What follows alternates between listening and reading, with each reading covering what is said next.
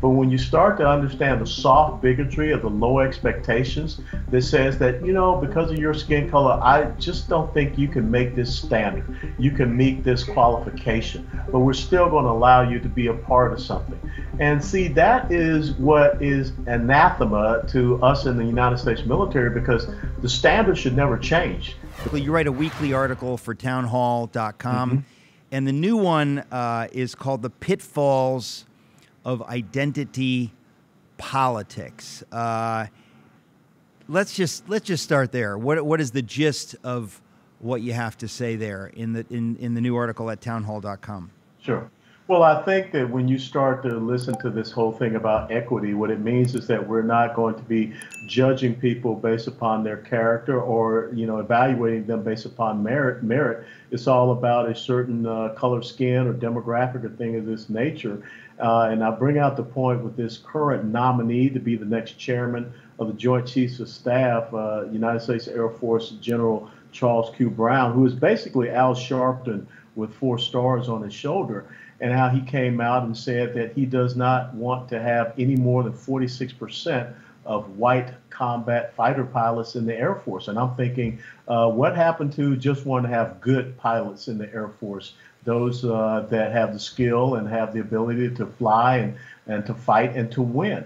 And then I further go into the instance of Kamala Harris, who without a doubt was selected because of identity politics. And now the Democrat Party finds themselves in a very tough situation, Eric, because you have a current president in Joe Biden that really is faltering. He is failing. But without a doubt, they're afraid to replace him with Kamala Harris because her approval rating is even worse. So the pitfall of identity politics, when you don't look at people based upon their skill, their capability, their competency, and merit, this is where you end up falling. Well, I mean, I think where we should start is to say that we understand that a good idea can go wrong, right? In other words, the idea that, we want different kinds of people represented, whatever, like that's sort of a nice idea. But the question is, how far do you take it? What do you mean when you say different kinds of people?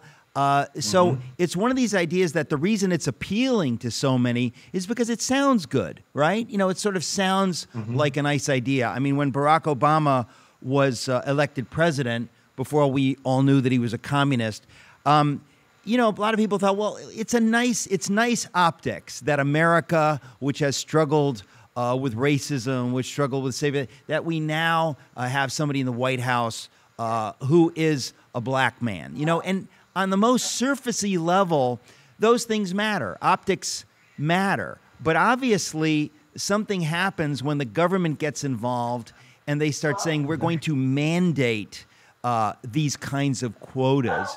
And we know that the Supreme Court very recently overturned the affirmative action idea for colleges. Yes. Something that, you and I, we grew up with this, that this is like this basic thing, and you kind of think, is this ever going to, are we ever going to get past this? Well, we finally did, because we have a Supreme Court that understood that, this is not constitutional. But what we're talking about now, what you just talked about when you're talking about is he the chairman of the Joint Chiefs or to become? Well, he is currently the Chief of Staff of the United States Air Force, and he's been nominated to be the chairman of the Joint Chiefs of Staff. Well, so when someone like that takes this thing to the nth degree and says that we want X percentage of people who are blacks piloting, you think, well, you got to be kidding me. Like, you're kidding. You're talking about fighter pilots. Why would you degrade the military by saying this is the metric? Why would you do that? What does it say about what kind of a leader you are in the military? How did someone like that, who you describe as, Al Sharpton with 4 stars, how can somebody like that have risen to get 4 stars? That doesn't speak well of the military, obviously. Well, I think that that's one of the problems that you're seeing in the military right now in the senior level leadership, is that we don't have the best or the most competent. We have the most politicized. And one of the things, going back, speaking of Barack Obama, what he did very successfully in his time as president was to purge out senior military leaders that did not want to go along with this ideological agenda. And you're right in that many people in the United States of America thought that this optic of having this black man to be president of the United States of America would wash away all of the previous condemnations and the sins of the country.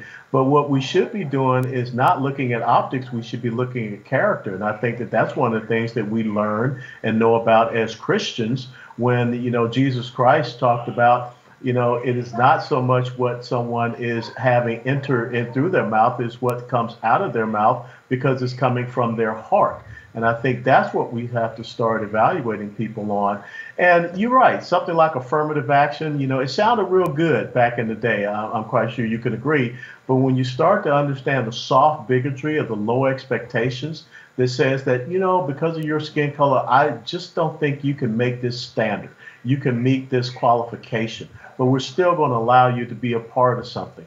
And see, that is what is anathema to us in the United States military, because the standard should never change. The qualifications should never change. And so I go back and think about the Tuskegee Airmen, the 332nd Fighter Squadron, the first black combat fighter pilots. And guess what? No one was caring about their skin color when they were the most requested bomber escort unit in World War II. And that was because they never lost the bomber. So it wasn't about we want to have these guys escort us because they're black. We want them to escort us because we know we'll get home. That's what we should be looking for.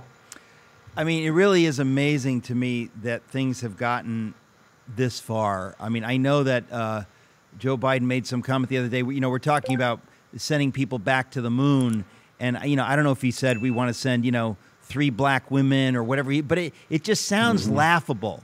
It sounds laughable. I mean, I'd love to send Barack Obama to Mars if there's if we're going to send anybody to Mars. But it's sort of, I would say that it really is denigrating to black people. I would be offended if I were black. The idea that you're kind of, you're disrespecting me by referring to me principally by the color of my skin. There's something about that which is itself racist, ironically. It is. And think about this. Right now you have the people on the left who are saying that math is racist. And of course, they want to use that as an excuse, since in the public school system, most black kids are not reading or doing math at grade level.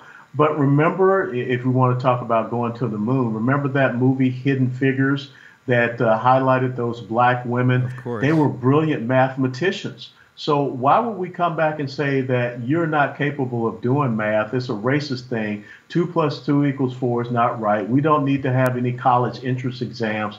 But just give us the standard. And what I like, instead of this equity thing and this equality of outcomes and this whole focus on identity politics, is the equality of opportunity. And as you well know, being highly educated and an Ivy League kind of guy, the quality education opens the doors, and you've got to set the conditions starting very early on. And when you look at the decimation of the traditional nuclear family, having that good mother and father in the home, that's what made the difference in my life.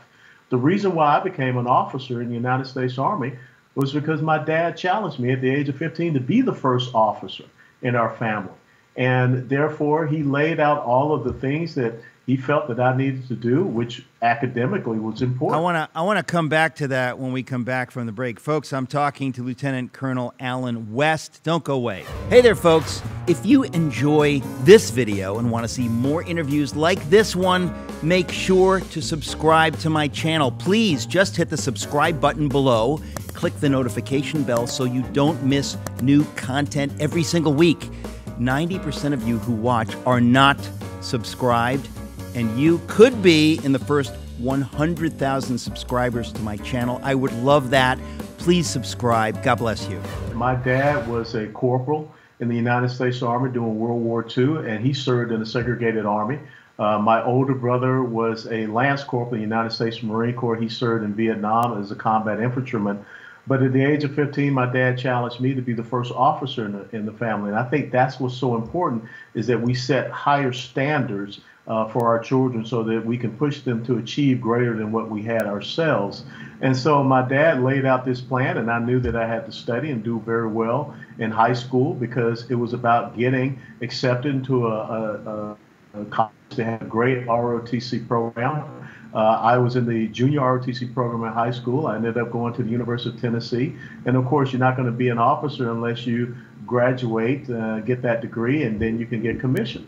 So it was that simple challenge that my father laid out for me. And this was not about, my skin color. It was about intelligence. It was about competency. It was about character. And throughout my military career, sure, maybe there were some officers that looked at me differently because of my skin color, but guess what? My dad taught me that you find out what the standard is and you exceed it. And no one can hold you back if that's your mentality and that's your focus. And that's how I've always tried to live my life. Well, I mean, it's inspiring when you hear that kind of thing, when you hear somebody working hard. I mean, every story, it's built in the into the warp and woof of all of creation, that human beings, we like stories of the underdog fighting, triumphing. When you just get something handed to you, it has no value. It's sort of gross. It's and there's something so beautiful about fighting and triumphing, as you did, as so many people do. The idea that the government or someone would just give you something, it strikes me as insulting. And I know that there are many people who would be insulted by that. There are many people, the stories of people who said, I will not go on welfare. I will not. I would rather struggle and have the dignity. What we're talking at the end of the day has to do with dignity. When we think of civil rights heroes like Rosa Parks, that was a woman of tremendous dignity. When we think of Jackie Robinson, a man of tremendous dignity, Dr. King, tremendous dignity. I mean, I have to say that awe-inspiring dignity, and that seems to have fallen out of favor, generally speaking. You don't have many of those voices other than yours. We have Justice Thomas, profound man of dignity, who really fought and fought and fought. But in this day and age, it's kind of like those voices tend to be relegated to what we would call the conservative side of things, which is lamentable, because this ought not to be in any way political. This is a simple human issue. It absolutely is. And what you just described, Eric, is really the culture of the participation trophy. When all of a sudden people came up with this idea that we're going to give kids this little trinket, plastic toy, basically, to help their self-esteem and help them to feel better about themselves, instead of talking to them and telling them about working harder and making sure you can get out on that field and participate. My ideological mentor is a guy by the name of Booker T. Washington. And when you think about his story, and I always challenge people and admonish people to read his autobiography, Up From Slavery, because he was a man that was born into slavery. And when he became free, there was only one thing that Booker T. Washington wanted, and that was an education. And think about a man that was born into slavery. He did not ask for reparations. He did not ask for, sympathy or anything else. He asked for an education. And when he was challenged to be the one that would go down and start the first institution of higher learning for blacks down south, he discovered Tuskegee Normal Industrial Institute, and he became one of the greatest educators and orators that this country knew. He hosted a president at Tuskegee. He was a guest of another president, Theodore Roosevelt, in the White House. From him came George Washington Carver, Tuskegee Airmen. I mean, you just name it. Even the Commodores are from Tuskegee, Alabama. So that should be the model that says no matter where you're born, no matter where you came from, whatever station you started off in life, that does not have to be the end of your story. I think what we have to talk about, when we're talking about identity politics, we're talking about what's been called the grievance industry. I think we want to be really clear, because this is true. Nothing good has ever come from taking that path. In other words, if you are complaining, whining, saying, I have been hurt, I have been dealt with unjustly, on and on and on and on, that really just leads to more of the same. In other words, you don't ever hear the story of somebody saying that, well, thank you, I got this, and now I'm good to go. It's kind of, it becomes something that's repeated over and over and over, that no matter what you do for someone like that, they're in a mode that says, I can never say thank you. I always have to be complaining. And it just becomes this bitter complaint that is never ending. It's like when when you say America is fundamentally flawed, 1619 Project, you can never get out of that death spiral. It's always just we're bad, bad, bad. And it's like a curse. It's like when you curse a kid, say, you're never going to amount to anything. You're just like your father. You're just like your mother. You're cursing them, and you're never allowing them to kind of pull themselves up by their bootstraps and say, I can do better. I screwed up, but I can do better. I can be redeemed. I can repent of what I did wrong and get it right. There's something about the nature of identity politics, of this grievance industry, that it basically thrives on complaining and complaining more. It doesn't seem to have the ability ever to say, oh, okay, now you've made it right, now we're good, and now I'm going to go on my way. It's almost like it thrives on the controversy, it thrives on the complaining. And so I've made the case that the people who are talking about that, they are actually covertly in favor of racism, because if it goes away, they don't have anything. In a weird way, it's good for business. And for folks like Al Sharpton, you mentioned earlier, it's good for business, basically. Whenever they can find these grievances, it does well. So somehow, bizarrely, they're complicit in the very thing they're criticizing. No, you're absolutely right. And as a matter of fact, Booker T. Washington had a quote about that there was a certain class of the Negro race, the colored people, who like to keep the grievances of the black people in front of them because, number one, it gives them power, and number two, in a way, it pays. And I think that that's what you see happening in this race hustling, race baiting community and society that we have. And it takes me back to something that my mother taught me. She said, the measure of a man is not how many times you get knocked down, it's how many times you get back up. And I think there's a scripture that backs this up as well. It's Romans chapter 5, verses 3 through 5, where Paul writes that, trials and tribulations produce perseverance. So hard times, those obstacles that you run into, it produces perseverance, and perseverance produces character, and character produces hope. It is not a hope in man, but a hope in our Lord and Savior Jesus Christ. And in James chapter 1, verses 2 through 4, it talks about count it all joy when you come into these moments of trial and tribulation, because that is God perfecting you and creating an endurance in you and making you stronger. And I think that that's what we have to start stressing, is that don't stay down, waddled in the muck and the mire. Look at how you can pull yourself up. When I was a commander, I didn't like whining soldiers. I wanted soldiers that said, hey, look, I screwed this up, sir. I'm going to make it right. And I'm going to Charlie Mike, as we say, continue the mission. That should be the mentality that we are professing and pushing here in America, because that uplifts the will and determination of the individual. Do you have any hope, realistically, that as a nation we can get out of the death spiral that we're in right now? What they just did to Donald Trump, I mean, even people who don't like Trump know something's not right. That when you have people this nakedly political, it's a scary thing for America. And I think the good part of it is I think people are waking up that we've got to do something. We can't allow this to go on. But what is your sense of what's going to happen with him in the next election and the nation in general? Well, I think the nation in general is going to have a moment of awakening. I think that things go in cycles. And once upon a time, Eric, and you know this very well, if you said, hey, look, there's this thing called progressivism, socialism, Marxism, communism that is infiltrated into the political atmosphere in America, people would have called you an alarmist, you're crazy, you're out to lunch. But now people clearly see it, and you even have people that are declaring, yes, I'm an avowed socialist, I'm a Marxist. BLM, the founders there said that we're trained Marxists. So the American people are starting to wake up and say that I don't like the direction that this country is going. I think the most important issue that is facing us going forward is when you have Joe Biden, Kamala Harris, Karine Jean-Pierre, all of these people saying that your children are not yours.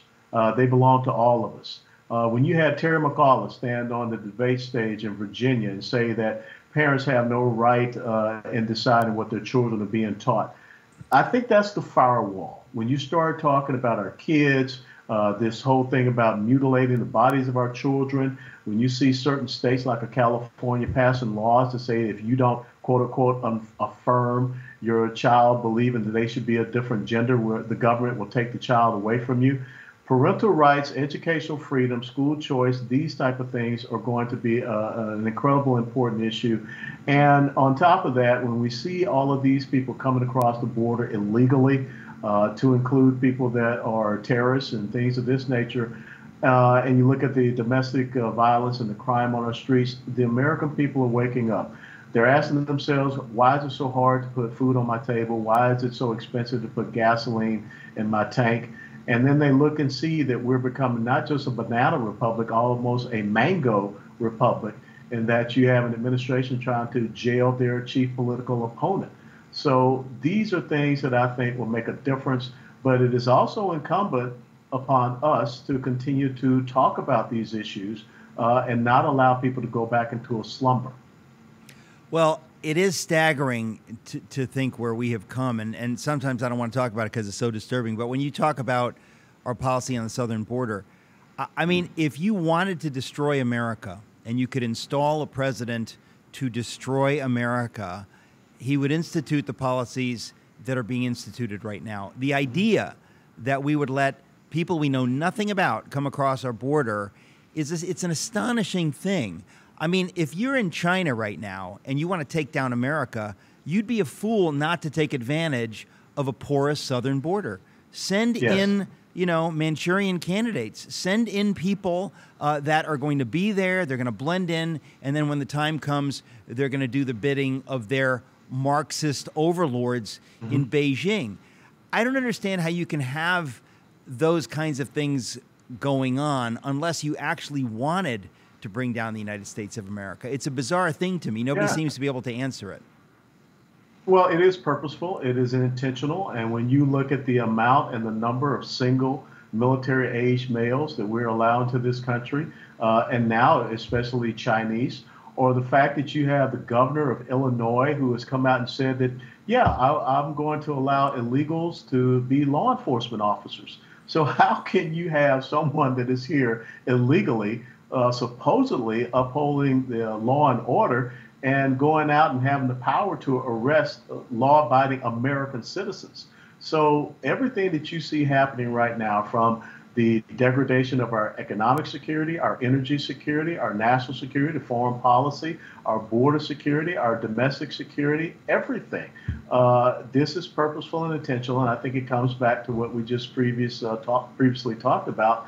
The American people know that something's not right, but they're looking for a fighter. They're looking for someone that will stand up and defend their rights, freedoms, and liberties. And for whatever reason, that's why people are still enamored with President Trump, because they see him as that fighter. And you articulated that for whatever reason, the Republicans have been so timid.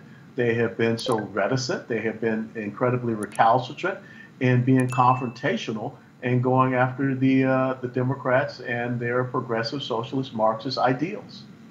Well, it's hard not to be disturbed by it. And apart from my faith in God, I would not have any hope. I do have hope because I believe God's hand is still on this country and that he is allowing us to go through this hell to wake people up and to turn people toward himself. I think that is also happening, that when you get really hopeless, you turn to God. And I think that there are people that are turning to God because they don't know.